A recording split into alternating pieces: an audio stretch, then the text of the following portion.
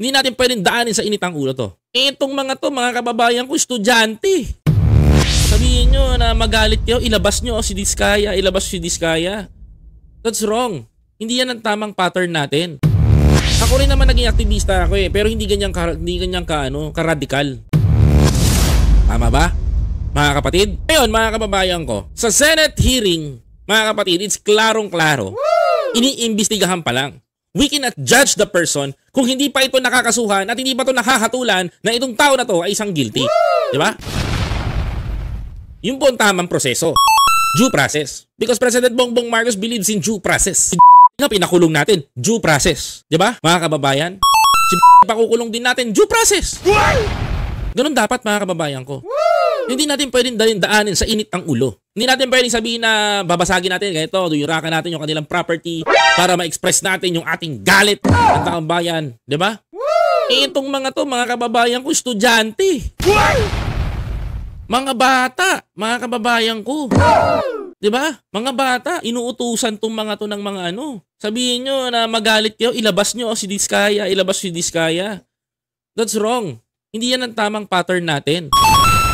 Ako rin naman naging aktivista ako pero hindi ganyan ka-radikal. Mga kababayan ko, we can express our message to the government using our placards. Pero yung batuhin mo, yurakan mo, dungisan mo, mambandel ka ng ganyan, kabastusan na yan. Ako bilang dating aktivista, hindi ko hinahayaan yung ganyan. Bilang dating nagrarally rin, hindi ko hinahayaan yung ganyan. Hindi yan ugali ng isang aktivista. Ugali yan ng mga kababayan ko, ng baboy. NPA. Diba? Hindi yan ugali ng isang activist. If you are an activist, your messaging is a message. Hindi yan ang akto ng isang aktivista. Hindi yan mural, hindi yan art. No? Kaya kinukundin ako. Diba? Mga kababayan ko, hindi kaya kinukundin ako yan.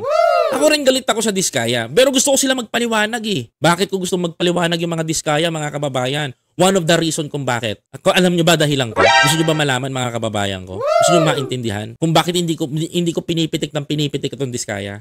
May inaantay ako. Hindi ako katulad ng ibang vlogger na babanatan ko to si Diskaya kasi ganito, ganyan. Mali yun.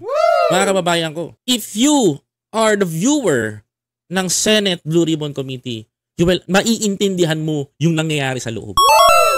Ano yung gusto ko ipaintindi, mga kababayan ko? Sa tingin nyo ba pag inaban nyo si Diskaya, magsasalita pa yan? Hindi na magsasalita yan.